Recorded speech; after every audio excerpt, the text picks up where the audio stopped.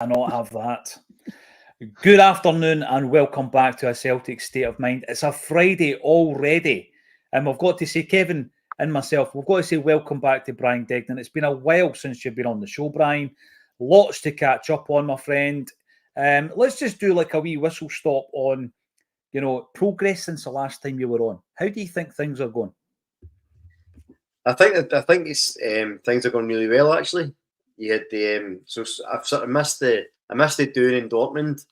I missed the draw against the Dons. Missed the achievement in Atalanta. So it's been a bit of a roller coaster, but I think that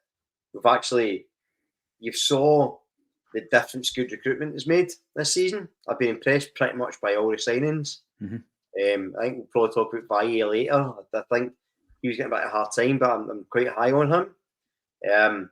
I think the European performances, Dortmund aside, the Atalanta game is possibly my favourite performance under Rodgers, and I'll explain why maybe later. The result midweek was excellent, as was the Celtic result. So it's all in. Been a really good season so far, and I'm so confident going forward that the stuff that actually Graham and I used to talk about on a Wednesday, nearly 3 years ago, about preparing for Europe and everything else taking care of itself. It looks like we might be heading towards that, especially obviously your man Tilsdale coming in as well. Yeah, that organisation at the club. So, it's been a wee bit of a roller coaster, if it always is, but excellent season so far. Really, really happy with the direction we seem to be going in, and it's in stark contrast to how critical I was last season. Yeah, well, the big thing around that is we do tend to get some comments coming in saying, let's just concentrate on Celtic. Let's not talk about anything else. And, I think that's kind of been our mantra since day one, Kev. But when you're talking about Celtic, you will also talk about, the challengers, etc. as well. So that will come into it. And I think that prior to coming on, and it's something I want to talk about today before the show ends, is the repercussions of this challenge from Aberdeen. What does it mean for Scottish football? I think it could be seismic if they're able to see this through. They're looking good at the moment. We're obviously going to give them credit for that, show them the utmost respect tomorrow. But what are the repercussions for Scottish football? Let us know in the comments field. We're also going to be looking at more direct matters, like the team we're going to field tomorrow. As always, looking forward to Brendan's Friday press conference. I've been told off for calling it a presser. I don't know if calling it a presser is as bad as calling the Parkhead Parkers. Sure. If it is, then I will never call it a presser again. It's a press conference. But Brendan will let us know, an update on the likes of Callum McGregor's fitness, Adam Ida, etc. Kevin, going into tomorrow's game, let's talk about the team first and foremost, and let's start off with the defence. Brian's been impressed with Baye. I think Greg Taylor comes into the team at during the week there, and he's part of a recognisable back four at this stage. You know what you're getting from Taylor. I don't think we looked at our optimum until Johnston came on. It was a complete upgrade when he came onto the park. I think he breathed new life not only into the defence but into our attacking force. So we'll start with the left back position. A couple of options going into the game against Aberdeen tomorrow.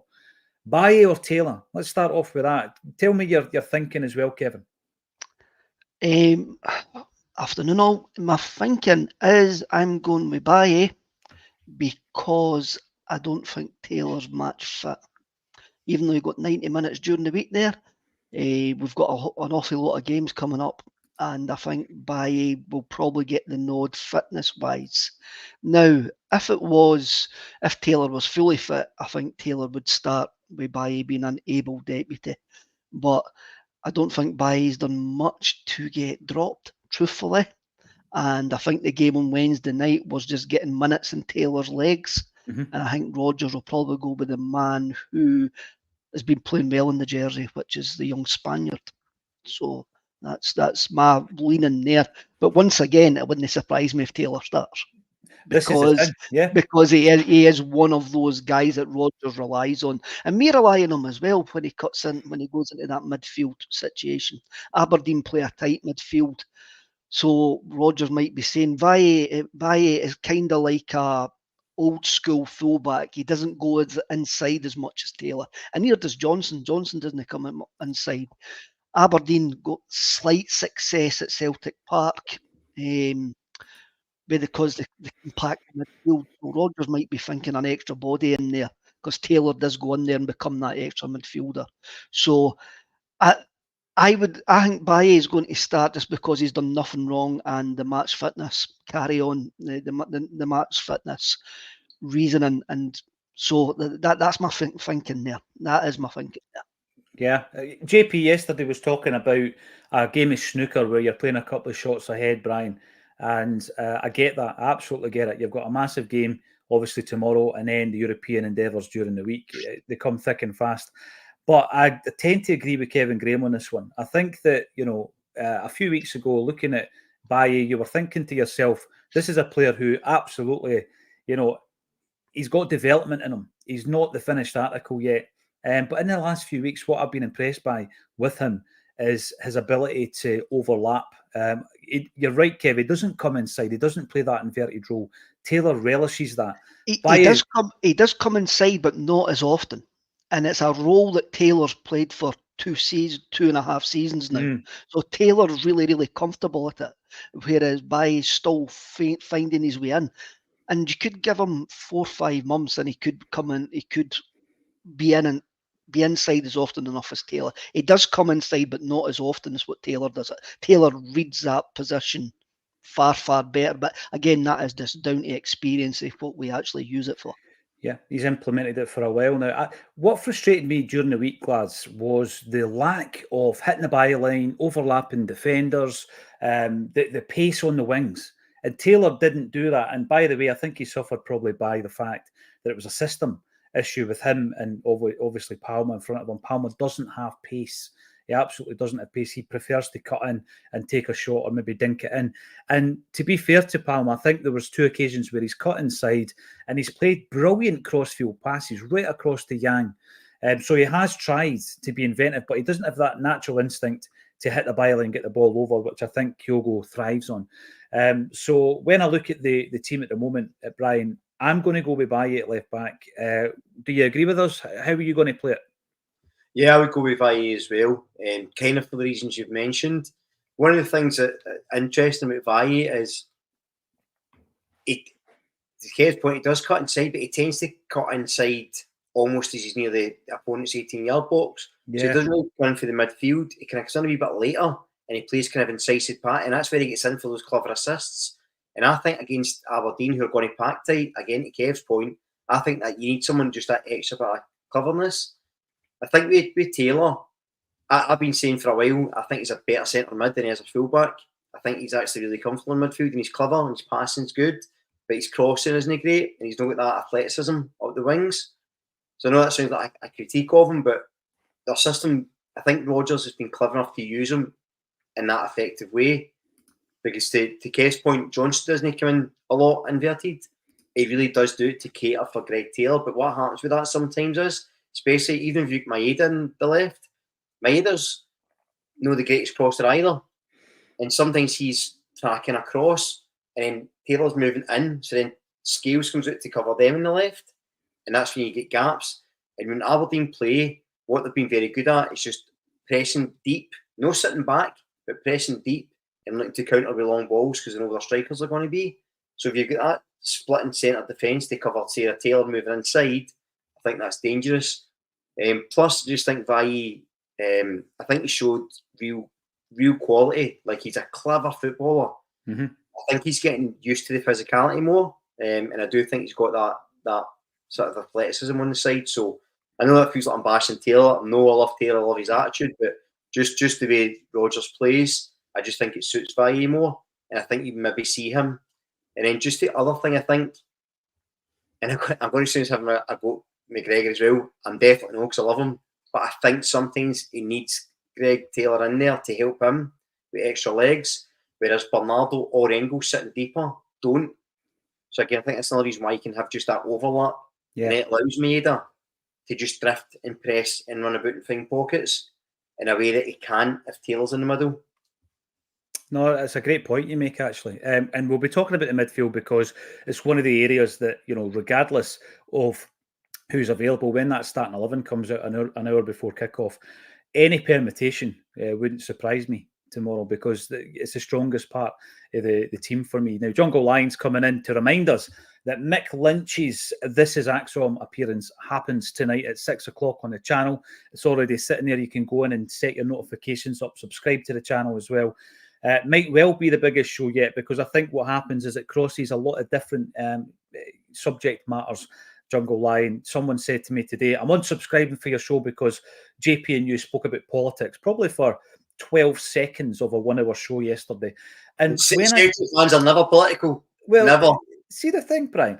See, when I'm faced with things like that, you could be that like ultra sticking to the, oh right, I'm going to pander to that, but I can't. I just cannot pander to it, because a Celtic state of mind 7 years ago, no one knows more than Kevin, set up to be different, to be something a wee bit more unique, Kev, whereby if we spoke about politics, comedy, art, music, whatever it is, we could always link it back into Celtic. Celtic fans have got more in common when it comes to all these other aspects of their life than most, Kev. So if we talk about politics, or yesterday talking about Halloween movies, it's going to happen from time to time. What I don't want to talk about is Diddy parties. We're not going to bring that into the conversation, but Halloween's fine and all that me kind in of that stuff. video. No, I know it. Well, AI these days, Kev, it's difficult to know. But as you can imagine, tonight, we're at that scenario. I'm talking to Jungle Lion on his point. We're in that kind of scenario now where you could do a This Is Acsom show, and you're speaking to someone with a Celtic state of mind. And we've done that where a guy like Terry Christian, for example, who's not a dyed-in-the-wool Celtic fan. He's a Man United fan who was brought up from an Irish Catholic background and in the traditions of such a family. And then if you were to ask him, who's your favourite Scottish team, he would say Celtic. And he's got some great stories to tell. So he's not a mad Celtic fan, but he's got a Celtic state of mind, Kev. And it's a wee bit like Mick Lynch. You might be surprised tonight to find which team Mick Lynch grew up supporting. Spoiler alert, it's no Rangers. But he definitely has a Celtic state of mind, Kev. And there's nothing wrong with deviating from the point from time to time when you're having a discussion. Can I have a guess at what team Mick Lynch supports? Throw it in the Millwall. mix. You think Millwall. Brian? But is it an English team, I'm assuming? Is that? Well, yeah. I mean, he's got a massive fondness for Sligo Rovers, right? Cork City, because that's where his old fella's from, right? And he supports the Irish international team. He speaks tonight about watching Ray Houghton scoring back in 1988 at the Euros. That was the tournament that I fell in love with, Big Jack's team. He talks about all that, but he does have a team that he went to watch as a kid growing up in London. So Kev thinks it's Millwall. It's Chelsea. You're going to have to tune in and see, right? If any of you two guys are right, you might be surprised. That's all I'm saying. But yeah, it was brilliant. It was great to catch up with him. It's brilliant to actually be in touch with him. And he does want to come to Celtic Park with Acsom to enjoy a game. So I'm looking forward to that at some point as well. Because, you know, Kev, we do that, don't we? We bring people like Andrew Innes and that to the games. You know what I mean? Primal Scream. You talk about the politics. I mean, if politics, Celtic wouldn't exist. That is the bottom line. Yep. And whether you just want to go to Celtic Park, see us get 3 points, win games and that, a lot of the Celtic fans, like myself, politics and Celtic go hand in hand, and that's it. And when you look at This Is Acsom, one end of the scale, you've had, I forgot his name. Gorgeous George, aye. And now you've got Mick Lynch. I know. Yeah, I mean, it's... And there's something tying them intrinsically. There is something tying them together, eh? Yeah. And whether you like it or not, we are a club that says it's open to all. Mm-hmm. And I know that sometimes rubs people up the wrong way, and it rubs them, and people said these people are no bams are welcome in your football club. Doesn't matter. That's the bottom line. But unfortunately, any club the size of Celtic is going to have some bams in it. Yeah. And that is just the way of society. You've also got to consider, Kev, when you came through here for the first time 7 years ago, and we sat at the kitchen table, we'd already spoken on the phone in relation to what was a Celtic state of mind. And what I mean by that is the concept. And as you say, it was all written down and everything's there and there was a plan. Basically, fast forward to now, what do you have? 20 versions, 20 live streams from various different people, all talking about the same topics, right? We're getting to a point. Jim Orr sent us all a wee voice note, like it was unbelievable, and it was AI generated, and it was basically a fictitious podcast in America talking about Bend It Like Bertie. It was astonishing the detail they went into, and it was all AI. We're getting to a point, right, where you're going to see a Celtic podcast probably popping up every single hour, 7 days a week, 52 weeks a year, based on what's happened in the last hour, and it'll all be AI generated. So I think you need to be different. You've got to show your own personality, and ours has always been to embrace all of these topics that you talk about with your mates, your family, doing the pub, in the supporters bus, wherever it may be at your workplace. And we'll continue to do it because, let's be honest, it's served us pretty well so far. Kevin, you're in. Kevin Mullen, afternoon, Acsom. Think we will turn up tomorrow. Bring our game to Aberdeen. Won't be able to deal with us. Think Kyogo will turn up tomorrow. He loves Hampden. We'll be talking all about who we're going to be playing up top. But I want to move from the left back position, guys, and talk about the central defensive area. It's probably the best position we've been in a wee while, where we've got, I would suggest that the top two picks still being CCV and Scales, but we've also got Trusty behind them. I'm not so sure after Trusty we've got the strength and depth when you start talking about Nawrocki and Welsh. But the big question, of course, Brian, and I'll start with you, mate. Who starts tomorrow? Because we've all had game time over the last couple of weeks. Yeah, it's really difficult actually, which is good. So just on Trusty, for example, I thought he was sensational in the Atlanta game. I really was impressed. I thought it was incredible. Strong, fast, composed, vocal. Thought he was excellent. And actually, I think the biggest compliment is I don't think I've noticed a massive drop-off with CCV not being in the team. Now, CCV is still the best defender, but you've got that extra level. And I think as well, it's good that this season everyone's stopped being surprised with Scales' performances. Yeah, we've got over it, haven't we? Aye, we're working over it. And I actually think he's improved as well, to be fair. So it's really interesting. I was joking with one of the boys at the supporters club at the weekend that we should all start with CCV and Trusty, so there's no language barrier since they're both American. But I think I think it'd be hard to drop Scales, if I'm honest. I think he's been really, really solid. I think CCV is your number one pick, and I do like it. We've got a right footer and a left footer at the back. But I would, if it was Scales Trusty, CCV Trusty, CCV Scales, I'll be very happy and very confident we're fine. I think defensively we're looking pretty solid. But I do agree with your point. Welsh and Nawrocki, I think we need to strengthen that area because they don't have it. I've seen a lot of comments coming through about that. We've kind of focused on the midweek game on Yang and Palmer's performances on here, not so that we could flog them and all the rest of it, but I think that when you look a wee bit deeper in the defence, that is your backup. And Tony Ralston's been thrown into the mix as well. Ralston, Welsh and Nawrocki. You ask yourself the question, if we really, really want to be that team that's got a real strong core group of 16, 18 players, these are the areas that you've got to improve on eventually, I think. As much as I love Tony Ralston, and I do, he's played 107 times. He's certainly had more to the team than Welsh or Nawrocki, I think. No, I agree with that, yeah. Last week, Brian, I know you've been busy, mate, but we spoke about Tony Ralston last week, and having looked at his detailed kind of data in terms of appearances at Celtic, he has appeared now. This is his 10th season, his 10th campaign as a first teamer at Celtic, which is it's mad to think, a guy this age. And I know that he's been out on loan 3 times to 3 different clubs, but that was his 107th appearance in those 10 campaigns just during the week there. So very underutilised. He could be one of the guys that's very important to the squad. And before you know it, he's due a testimonial and he's only played 100 games of football. I'd much rather he got it than Scott Bain, to be honest. But when you look at the 2 centre-halves, the other night, Kev, it didn't feel like Scales had been dropped. It just felt, you know what, he's been rested and it allows us to see CCV and Trusty together. Trusty on his right side. They weren't really challenged.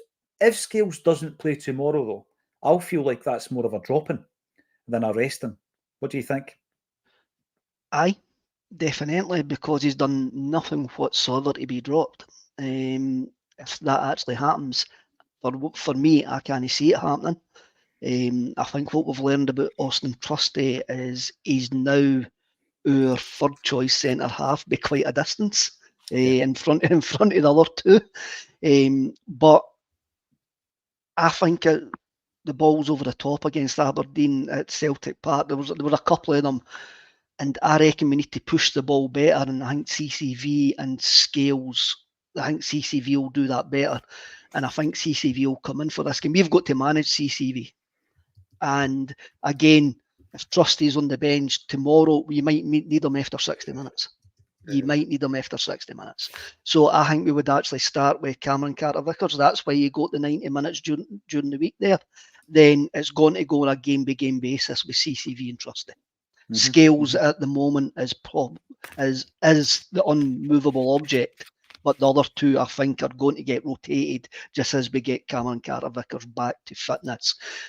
I really do wonder if Rodgers will maybe prioritise these games. If he sees Scales and Trusty tomorrow, then it's probably going to be Scales and Cameron Carter-Vickers against Leipzig.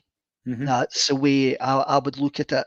I do wonder if Rodgers is going to play it like snookers, two thinking games ahead. But I really do think you'll see Cameron Carter-Vickers and Scales starting tomorrow, being trusted on the bench. I see what I did there. You're a wordsmith, Kev. We know that. We know this.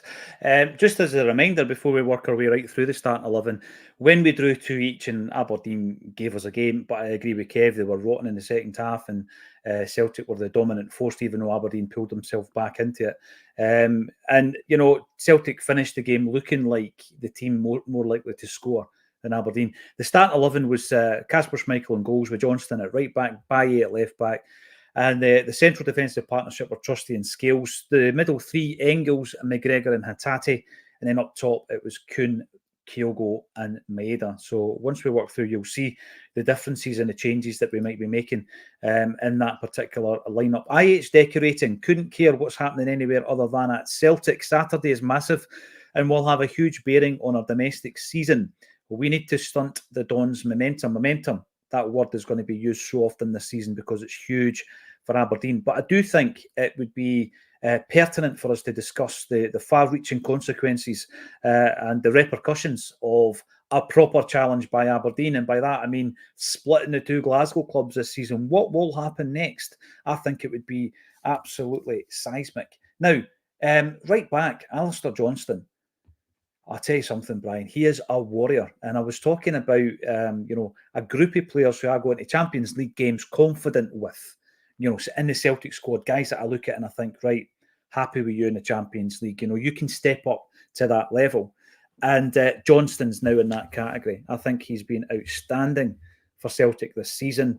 As I say, that kind of warrior leadership quality that he's got, he's obviously captain's side now. We were a different animal when he came on the park, and he ended up getting man of the match for playing about half an hour of football. He is becoming one of our, mainstays in this team, Brian. Absolutely, he's got a kind of Scott Brown-esque quality, in that he's much stronger physically than he looks. Yeah, he loves the tackle. You can see he's got that real steel about him. He's a bit of a wind-up merchant as well, kind of low key. But what I really like is, there's times where maybe things aren't quite coming off or whatever, but he keeps going, keeps driving. He's really tenacious and strong, and I think he's just one of those guys that I can imagine the players really looking up to. He's one of those guys that I look at. I think he'd be a great trainer. I think he'd be an absolute dream to manage. That real sort of determined winning mentality.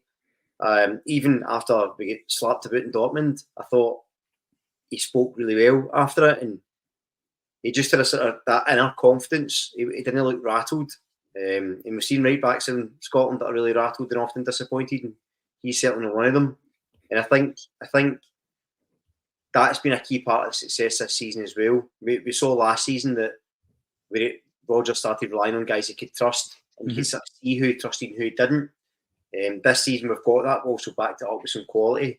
But yeah, for me, I think he's been absolutely excellent. I think he's really good. And again, going back to the Atlanta game when he had one leg and he was dying, and but he was still determined to stay on, to see it out, to grit his teeth, to get through it. Wasn't he moaning, wasn't he complaining? Excellent signing. Best right back since Lustig. Right, I was going to say that, Brian, because remember the discussion was all around, is this an upgrade on Juranovic? I'm guessing that is a yes from you. Absolutely, purely because I thought Juranovic technically was excellent. Like after the first few games, I thought we're not going to have them long. However, if it wasn't going his way, he would hide. Remember the game against Rangers? He was playing at left back. It was a disaster because he wasn't sure if he was moving. There was things like that. You could see the mentality isn't there. So maybe technically going forward, he was a bit better. But in terms of robustness defensively, mentality, what he does to the team, the confidence he inspires, I think it's a massive step up, and I think he's going to go. I think he's one of those guys who beat Celtic for the long haul. I don't imagine him just disappearing next year. I think he's one of those guys like Lustig who'll be part of folklore for a long time. Well, he's now part of one of the teams. When we started, Kev, we were talking about a Celtic side that were on their way to winning 9 in a row. And we weren't afraid to talk about it because we were right in the guts of that run.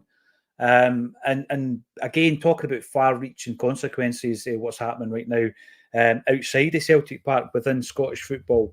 I am looking at that now, and people say don't get too far ahead of yourself. I want to see 9 and 10 in a row again in my lifetime. I'm a football fan. What's wrong with that? There's nothing wrong with having dreams and aspirations about it. It's not about being cocky or elitist or having a superiority complex. I just want my team to win football games and trophies. Johnston could well be, as Brian says, a massive part of that. I'd love to keep a player like him for 5+ years. He's the type of guy, Kev, that you could look at him, and if there's a few guys shrinking in a dressing room or for a challenge, you just look at him because he'll never do that. He is a leader, isn't he? And I'm going to ask you the question as well. Upgrade on Juranovic? I enjoyed both of them. I enjoyed Juranovic. Juranovic was a massive part of us getting connected with the club again. When he came in under Postecoglou, the song, he was part of that sort of surprise and turnaround that season that we managed to get it back as quick. So I do love the wee fella. I liked he was like short and stumpy, and like he was quite athletic as well. I understand where I says before that Alistair Johnston was a future Celtic captain because he has got that. Look, Lustig's an anomaly because he stayed for 9 years. And so you've got to say that he's been the best right back in this sort of modern era since 2000 onwards because he stayed for so long. I'm not wrong. Actually, Alistair Johnston for me is far away the biggest influence we have on the park after Callum McGregor. You saw it the other night there. You spoke about Yang yesterday. The reason that Yang went to the byline there was because Alistair Johnston took the double team away from him. Yeah, that was the first time that the fullback could manage to take the double team away from Yang, and that's how Yang was brave enough to actually take the man on because he wasn't going to run into trouble and get to the byline. You saw it against Motherwell, that coming in at the back post to score the second goal, being the captain for the day and that as well. At Atalanta, as Brian says, with a one leg.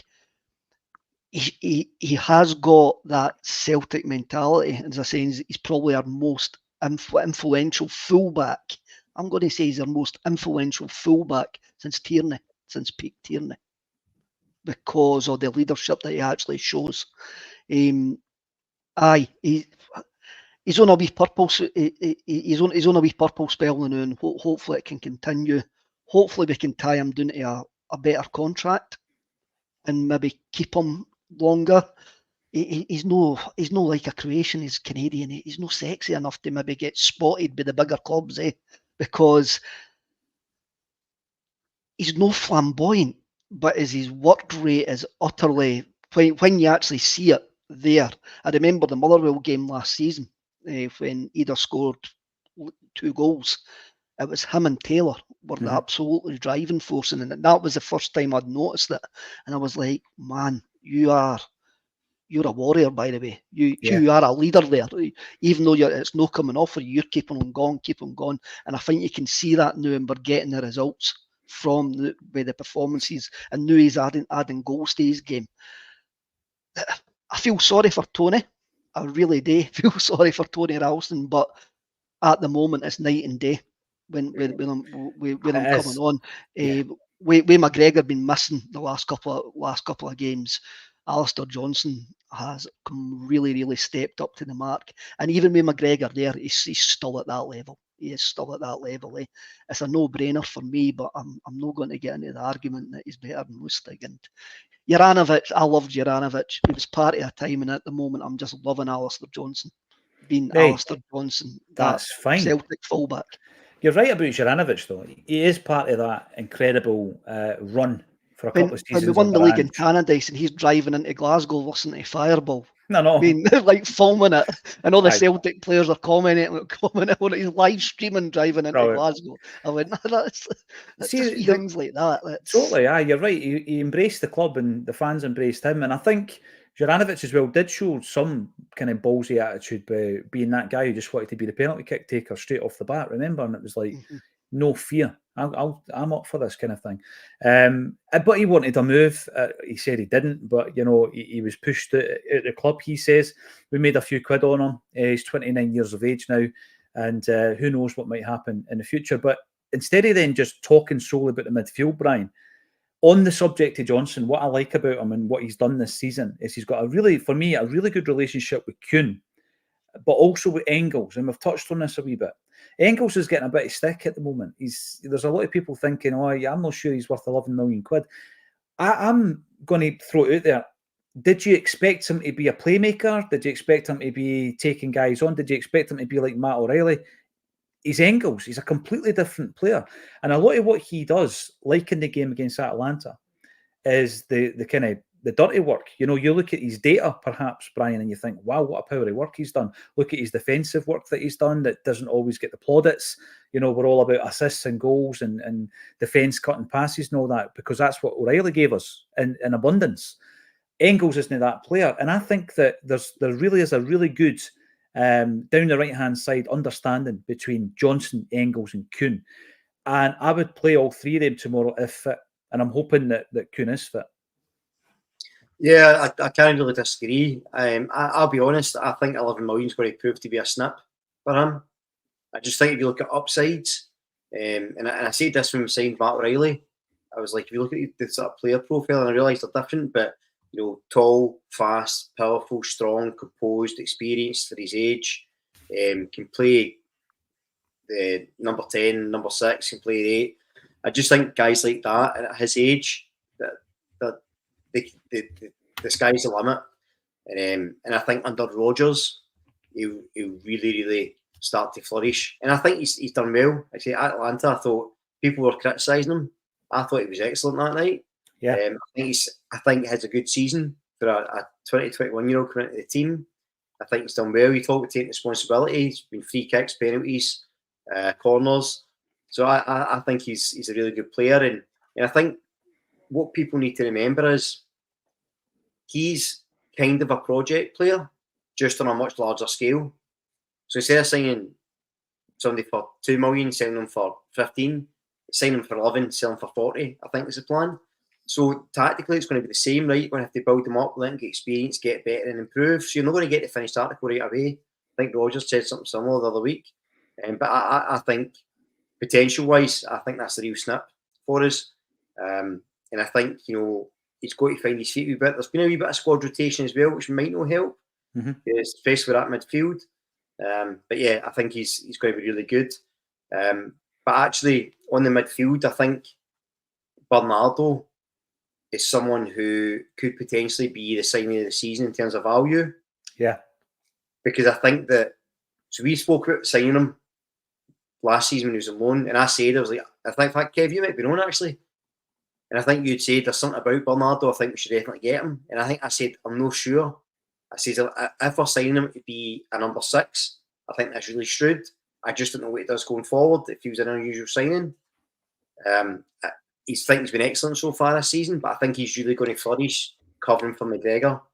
Because for me, he looks really suited to that. And I'm sure if Al Morrison's watching, he might rip me apart. Maybe I'm wrong for the data, but for me, it looks like he's strong, fast, likes to tackle, very composed, can control the midfield. he can cover, and he can time his runs into the box late, because that's where he scores.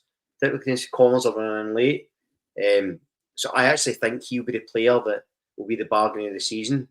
I think he's really excellent and in a good position just now.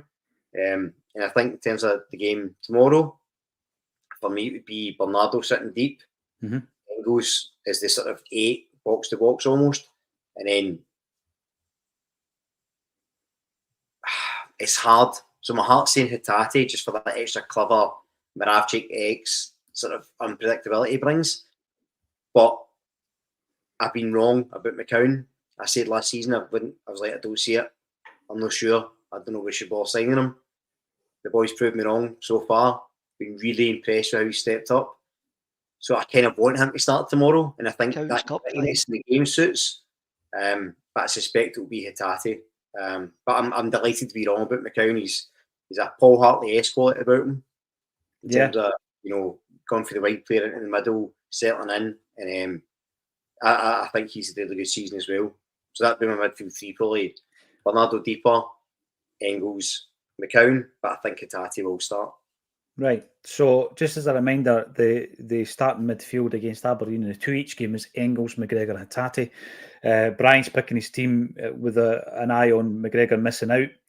Kev, let's talk about that then. We'll start off with Engels. I've seen quite a bit of criticism coming in on the socials and on the comments as well. There's a big part of that's obviously the price tag, I think, but also maybe the expectation that the type of player he is might be completely different to someone like O'Reilly, and I think he is. And for me, he plays when fit. Bernardo or McGregor. If McGregor's fit, he plays. If not, Bernardo plays.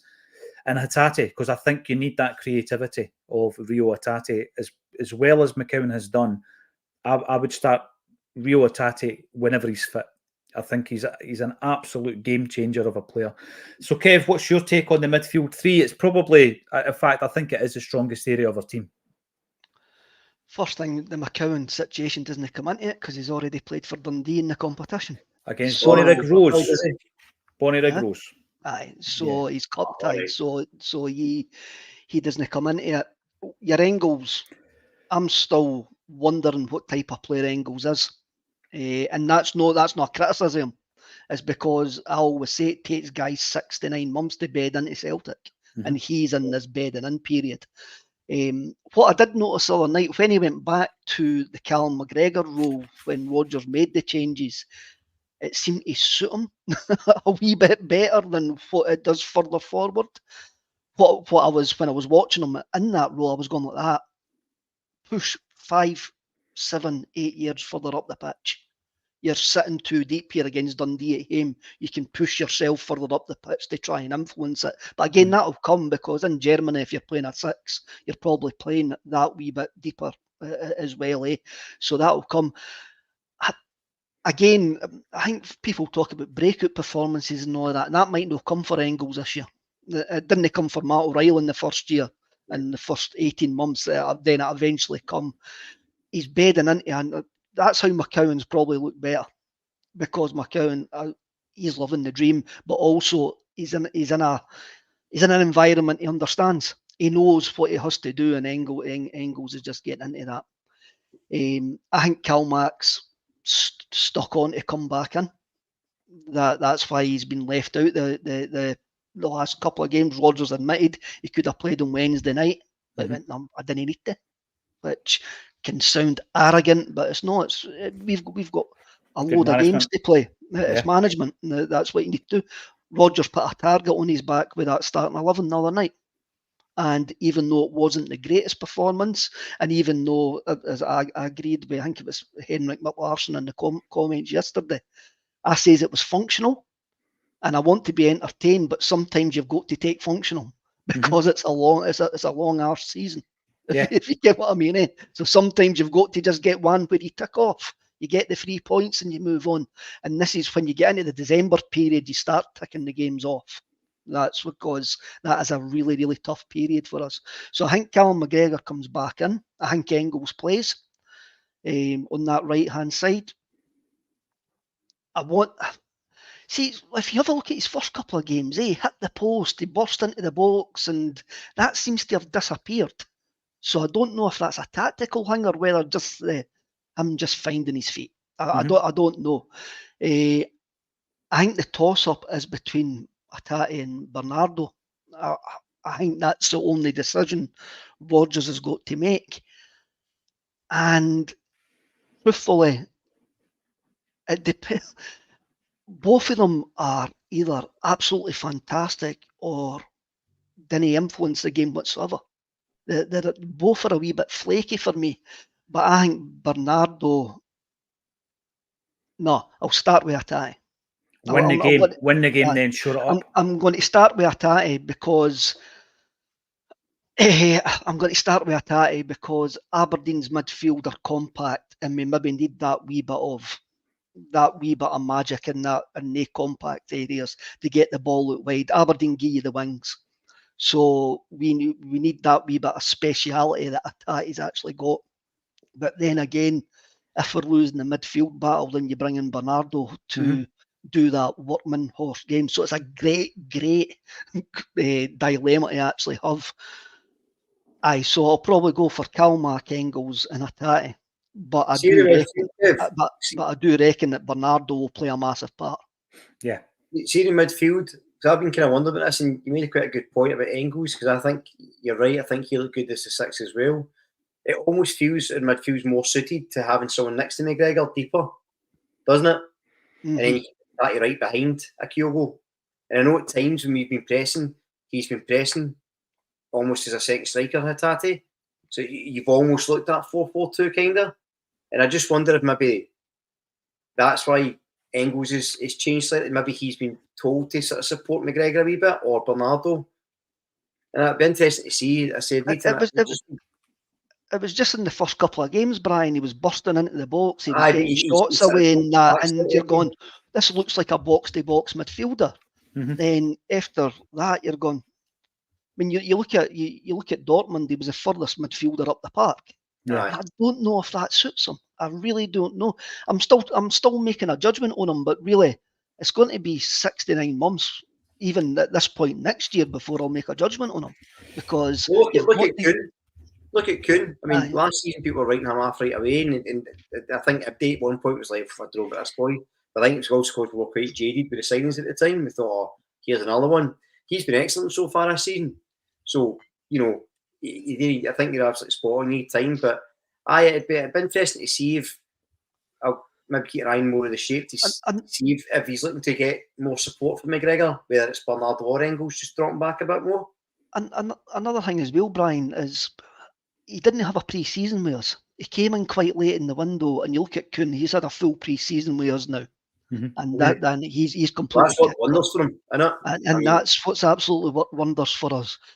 We're not going to have the winter break where Rodgers' philosophy is going to get drummed in for a 2-week period, because that's not there. And we've worked well with the winter break when we did have it.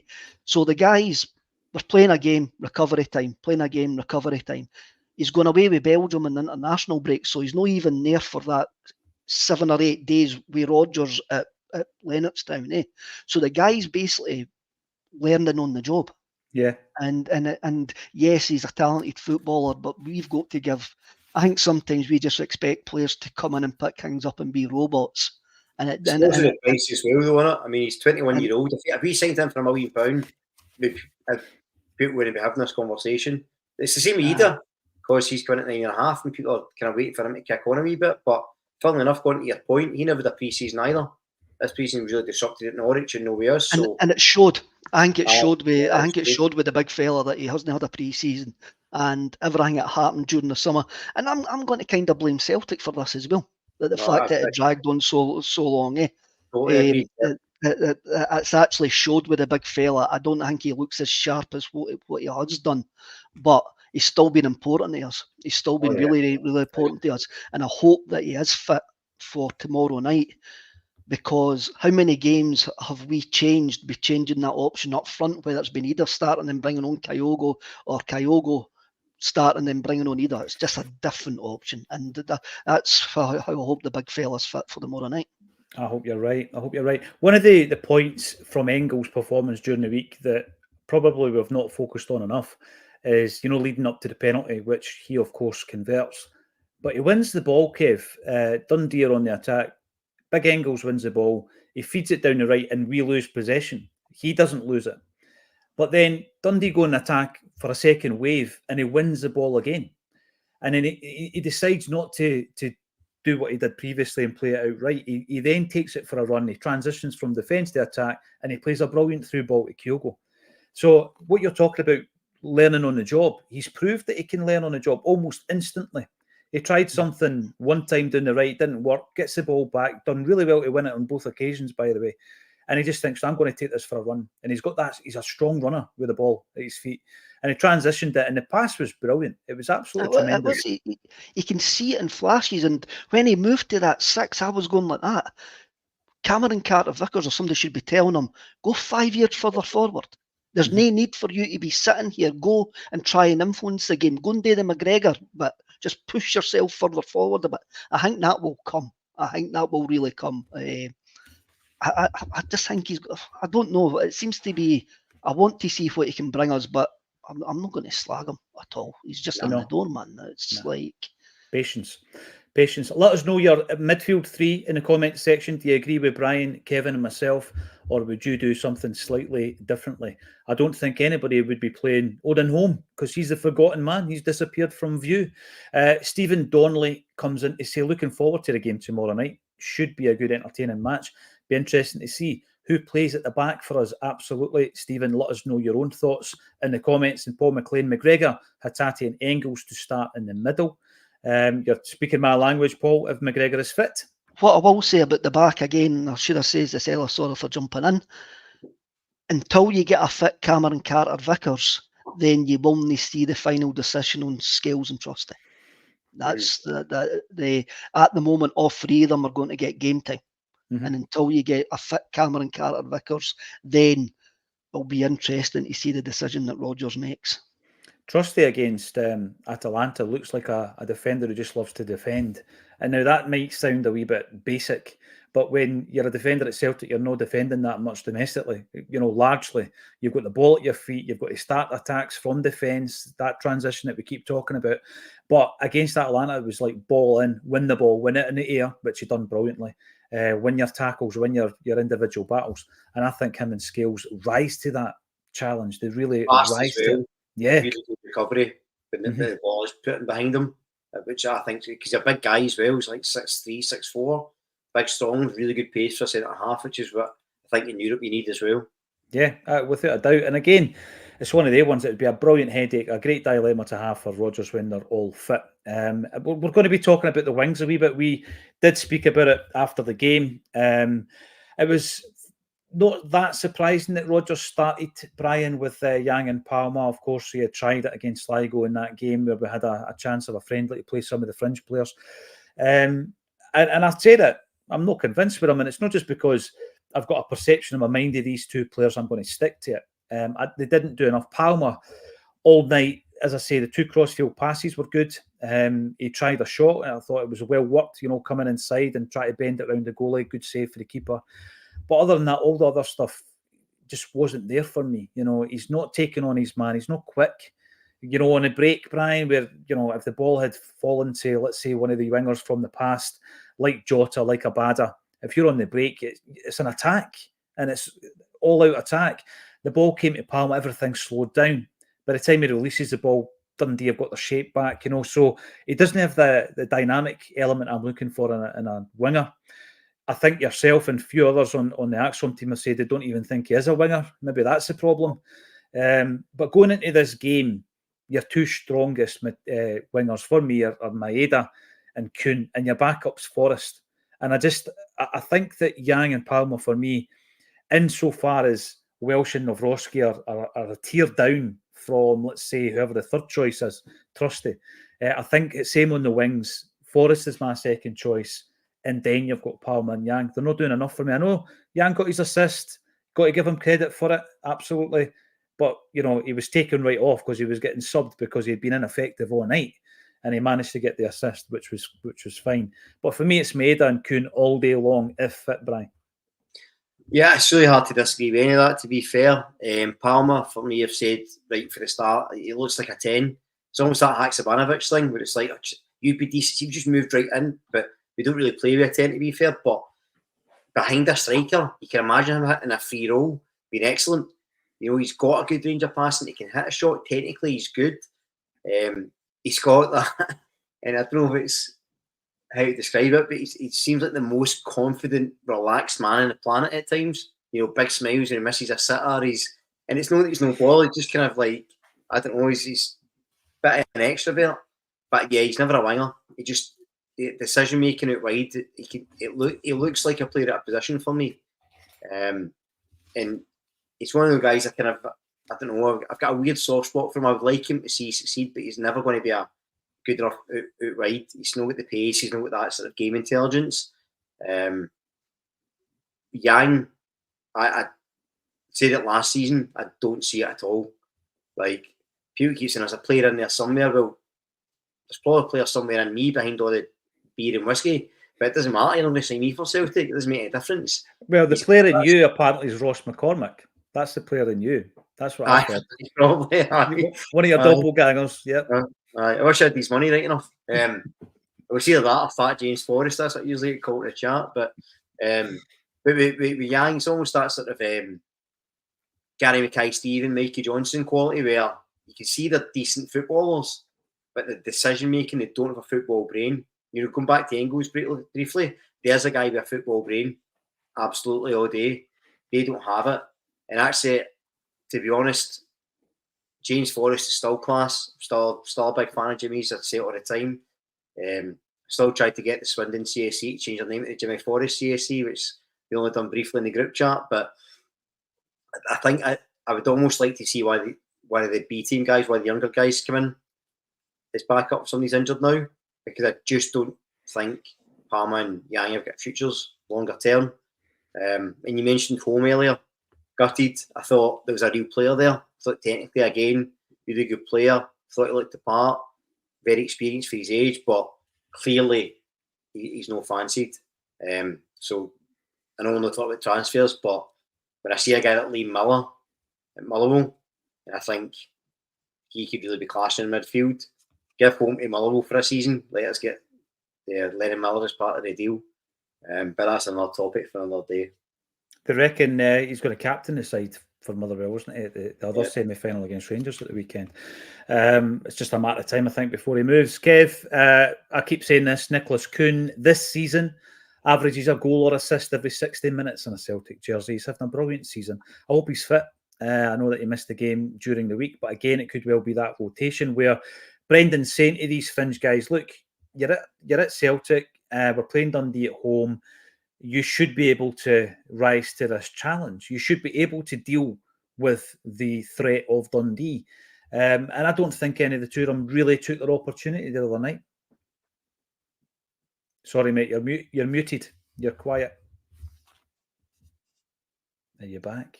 Sorry. I felt sorry for Palmer the other night because I was going into the stadium and the guy in front of me was going, I hate that Lewis Palmer. He's as bad as Mikey Johnson. And I went, oh, this guy hasn't really got a chance here now, has he? If we didn't score early.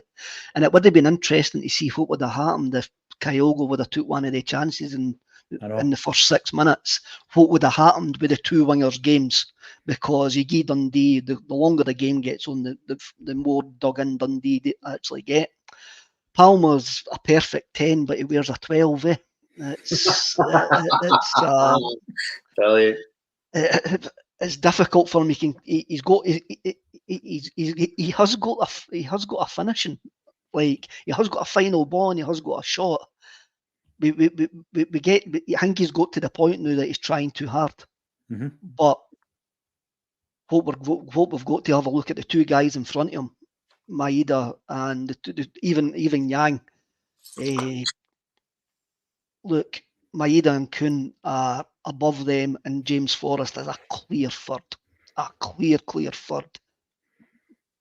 Kuhn, the guys who were at Motherwell last week says Kuhn got injured jumping over a guy trying to do him. Yeah. And that's when his calf went, and you could actually see him when he was going off the pitch. He was holding his calf. Was that the secondary move to the Ida challenge? Yes. Did that happen just after Ida? Yeah, that happened just that's when Kuhn's calf went, because he jumped out the road at it. We need him back. He's got a wee bit of spark and gives us something different on that wing. On the other wing, Maeda can handle Cammy Devlin, because Devlin is having a great season for Aberdeen, and Maeda needs to Tavernier. Just make sure Devlin's having nightmares about Maeda at 9 o'clock on Saturday night. And we need Maeda, the Dies and Maeda, to turn up, because he was a wee bit off in the last Aberdeen game as well. That the pass across the face for them to equalise as well. Dyson gives us something completely different on his side. How Kuhn's the wee magician. He's the one. He's the creative thing with Dyson just completely. I did say Cammy Devlin. It's Nicky. Nicky, aye. Thanks, Danielle. Thanks for pointing that out to me. Who is Cammy Devlin? Is that another wee guy that plays with the Jambos? That might be. They've got a Devlin, haven't they? Maeda gives us a work rate doing that way, even though Kuhn gives us work rate. Kuhn's got that wee as a far better winger, as an out-and-out winger, and he can create stuff out in the hunt. If push comes to shove, you've got James to come on, who can still contribute for the bench. I do feel sorry for Palmer and Yang, especially Palmer at this point last year. He was flying, but they got a game on Wednesday night for a reason. And the reason is we've got bigger games coming up, and the manager decided that he could play the two guys and give the main wingers, the main three wingers, a rest. Yeah, and I think that says it all about them. And it's Kuhn and Maeda for me on the wings. No argument whatsoever. See, when you talk to players that have been privileged enough to play for Celtic, guys, right, and you ask them, you're like a sponge. You're asking them these questions about players, and it doesn't work out for them. One of the things I found quite interesting chatting to Bobby Pettit about was you can be a great player, and then you come to a club like Celtic, and you instantly get called a flop if you don't perform for the football club. And he was trying to get away from saying that you're no longer a good footballer. You're still a great footballer, but you could be playing, and I think Palma is guilty of this. You could be playing for your side, be it in Greece or on Honduras in his earlier career, where you are the star man without playing to the same level or intensity that you must perform at Celtic. So you could have one great game in 3, and you could still be the star player in most other teams. But when you come to Celtic, a lot of players find that step up difficult, because it's every single minute of every game you must perform.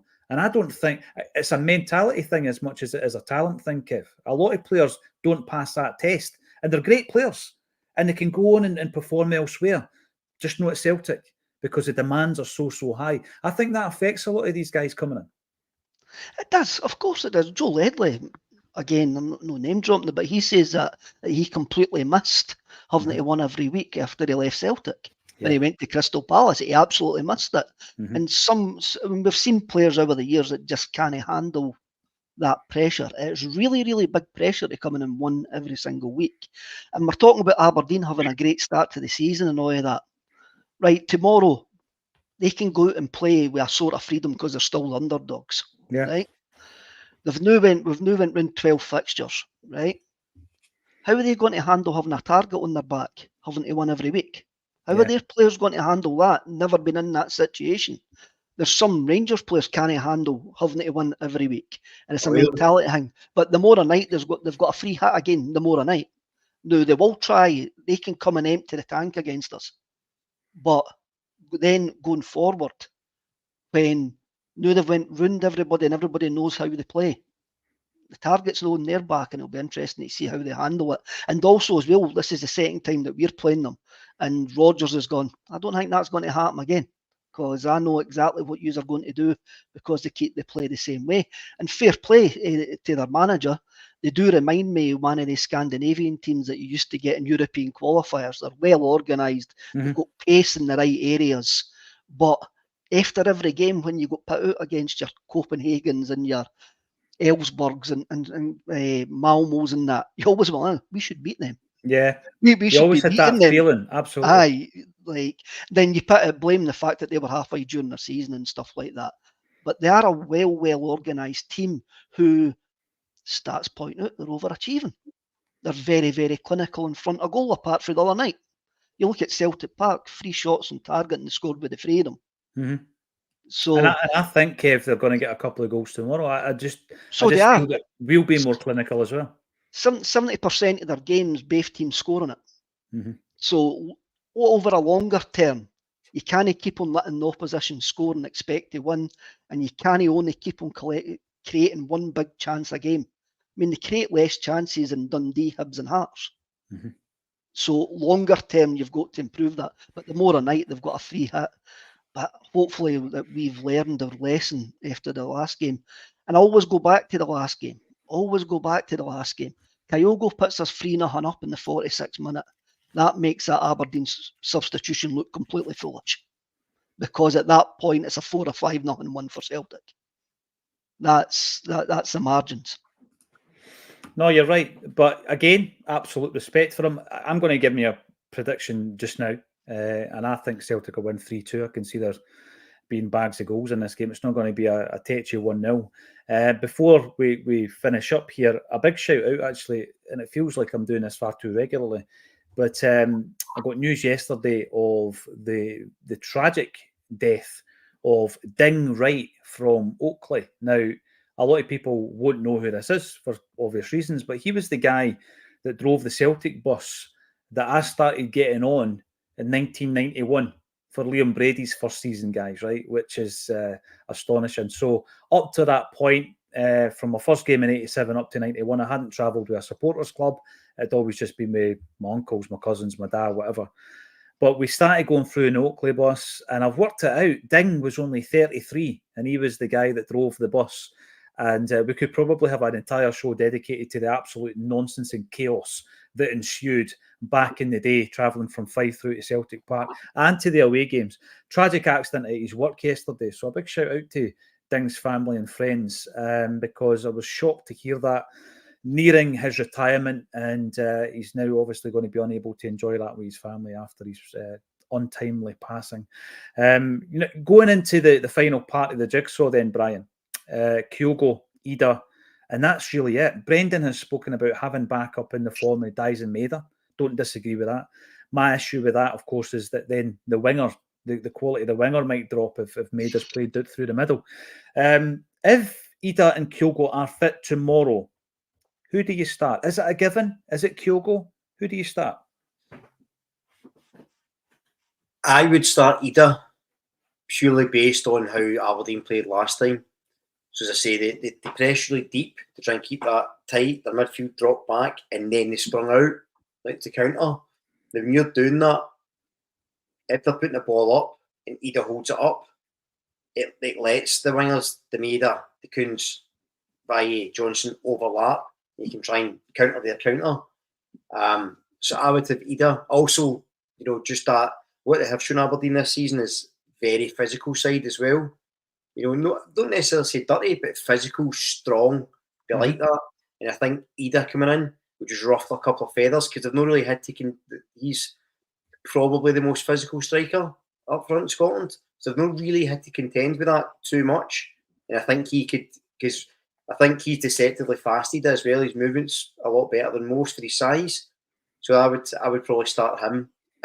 However, Kyogo's the man, right? So if Hugo plays, you're happy either way, which is a good position to be in. But just for my taste, I think maybe Ida, just to give them something different to think about. I think it's a good point, that. I thought Aberdeen were very physical against Celtic in a 2 each game. The referee let them be as well.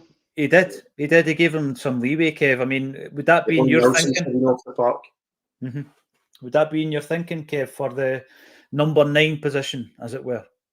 No, but it's Kyogo every day of the week for me. To start with, Aberdeen, Kyogo got actually a lot of joy in the first half against Aberdeen because they let us get to the byline and cut the ball back, which is Kyogo's game. And they play the ball over the back, so we need that sort of press him in attack. He can actually press the ball when we play. But I think we'll probably press as a 2, So it'll be Hatate and Kyogo that'll press. I would go with Kyogo. He likes the League Cup, doesn't he? He likes the League Cup at Hampden. Likes Hampden. So he's got that wee hangway with Hampden, eh? So I would start with Kyogo. I actually quite fancy him to get a couple of goals, truthfully. Like he needs it, to be fair. The wee man, just for a wee bit extra confidence, because that City missed the other night was very unkillable-like. It was. He's certainly on bad form because his movement is still sensational. He's still creating chances, but just a couple of goals tomorrow would be nice getting towards the rest of the season. No, last comment coming up is from Aya, who takes us right back to Liam Brady and Mick Martin. Dark days indeed. Thanks for that, Aya. When you mentioned that, it took me back to the game where Tony Cascarino broke his duck and almost broke Craig Levine's jaw. You remember that, Kev? I think you were there as well, where we beat Hearts 3-1 and Cascarino finally scores with the studs on his boot. Tommy Coyne laid it on a plate for him and he still tried his best to miss it. And I remember coming at the ground that day saying to my old man, he'll score 30 this season now. That's him off and running. How wrong could I be? But there you go. You don't always get it right. Thanks, everybody, for getting involved. If you want to come and see us for a wee bit more 90s nostalgia, then John Collins is joining us on the 1st of December at Gracie's. That one is. It's Gracie's. And I think there's about 40 tickets just available for that one. And then the big 80s night with Aiken, Grant and Bonner is on a few weeks after that. Ticket links all underneath the video. Let us know what you think about the discussion points today in the comment section, and join us tomorrow as always, a half hour before kick-off, where we'll be covering the Celtic Aberdeen game. Thank you once again, Kevin Graham and Brian Degnan, for joining me on a Celtic State of Mind. Cheers, troops. Cheers.